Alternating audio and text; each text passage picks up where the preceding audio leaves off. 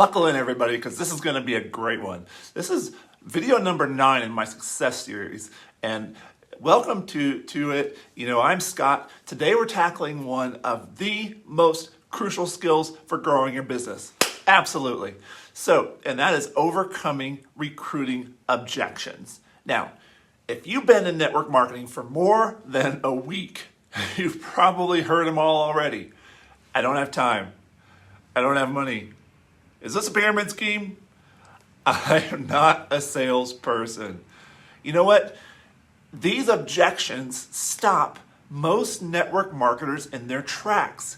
But the top recruiters, Eric Worre, Matt Morris, Fraser, these objections are actually stepping stones to successful recruiting, because with each one that you overcome, you build respect and trust, okay? Now, by the end of this video, you're gonna have a proven framework for addressing the most common objections with confidence and converting hesitant prospects into enthusiastic team members. Now, there is a psychology behind handling objections. First, we need to understand what's really happening in somebody's mind when they raise an objection, because most of the times, the actual objection that they say is not the real objection, okay? And they're not rejections, they're just requests for more information. So when someone says, I don't have time, they're not necessarily saying no forever. They're saying, I don't see enough value yet to prioritize this, because we all have the same amount of time, right? It's how you spend that time. Now, there are 3 types of objections you're going to encounter. 1, information objections. That's based on misunderstanding or lack of information. Number 2 is skepticism objections. Those are based on doubts or past experiences. And number 3 is circumstantial objections based on legitimate personal situations. So the key is in recognizing which type you're dealing with, and then you can respond appropriately, right? Now, most importantly, objections are a sign of interest. If someone didn't care at all, they wouldn't bother objecting or responding at all. They'd just say no thanks, they'd move on, right? Now, let me tell you about the feel, felt, found framework. So before we dive into specific objections, this important topic is the most powerful framework for addressing almost any objection. It's the feel, felt, found, all right? It's a 3-step approach, and it works because what it does is it creates connection before correction.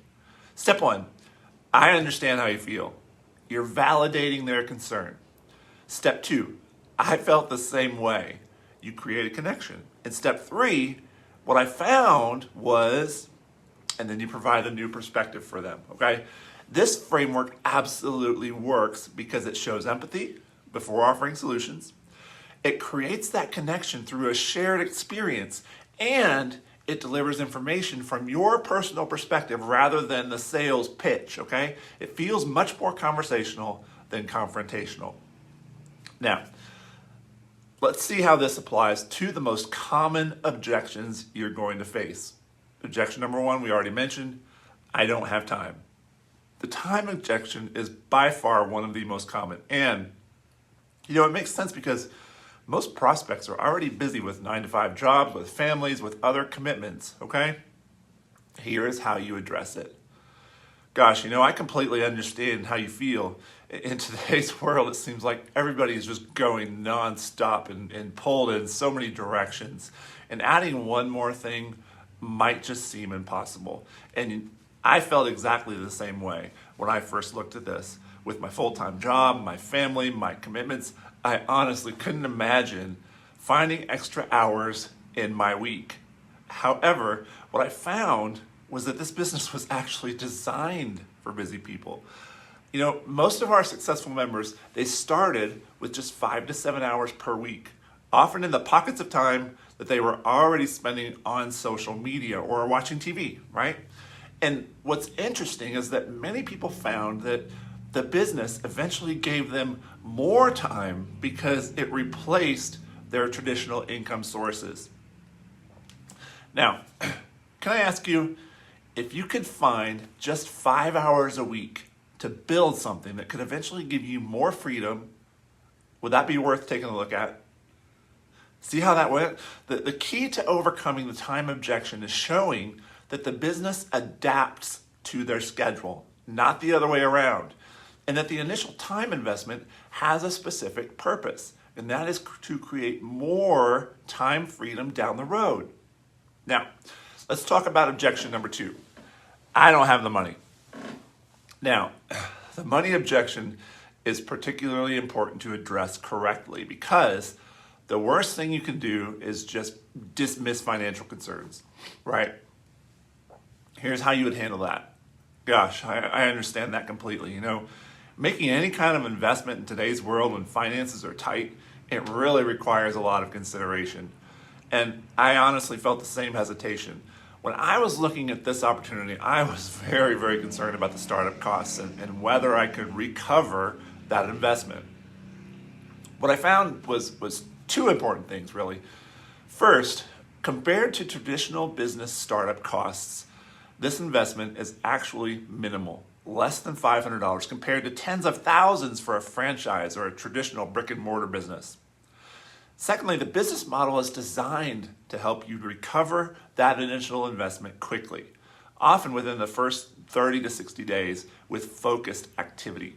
Now, if I could show you exactly how previous team members have covered their initial investment within their first month, would that be helpful to see?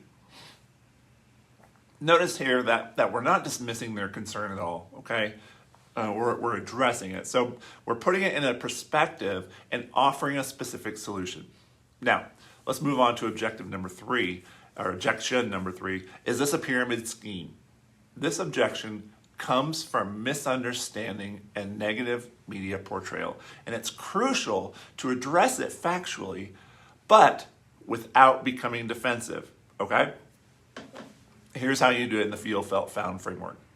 I appreciate that question. Many people have concerns about the network marketing industry based on what they've heard. I actually had the same question before I got involved, and I wanted to make sure I was joining something that was legitimate and reputable and ethical. So what I found through my research was the clear legal distinction. Pyramid schemes, they don't have real products and they focus only on recruiting. Our company has however many years in the business, they have however many $1 million in annual sales of products that customers purchase, regardless of the business opportunity. And it's publicly traded, if yours is, okay? Don't make that up. Pyramid schemes are actually illegal in all 50 states. And legitimate network marketing companies, they operate in plain sight with full regulatory compliance. Now, would it help if I shared some of the due diligence materials that I reviewed before joining that kind of explain the differences in detail? Okay, so the key is providing factual information without sounding defensive and focusing on the legitimacy markers of your specific company, right? Let's move on to objection number 4. Gosh, I'm just not a salesperson at all. This objection reveals a fundamental misunderstanding about modern network marketing. Here's how you'd handle it. I completely understand that concern. Most people who join our team, they don't have a sales background and they had the same hesitation. I honestly felt the same way. I have never considered myself a salesperson. In fact, I used to tell myself I suck at sales. And the thought of pushing products or an opportunity on friends and family made me totally uncomfortable. But what I found was that today's network marketing, it's not about high pressure sales tactics. It's simply about sharing your product or your opportunity that you genuinely believe in and actually connecting with people, connecting them with solutions that they're already looking for, right? Our most successful team members, they aren't traditional salespeople. They're teachers, nurses, engineers, stay-at-home parents who just share their experience. The company, they provide the tools, the systems, and all the training that you need. Now, if I could show you how other people with no sales background have built successful businesses using simple sharing methods rather than sales tactics, would that help to ease that concern? let's review. This approach, it reframes network marketing from selling to sharing, and it emphasizes the systems and support available, okay? Objection number 5, I really need to think about it.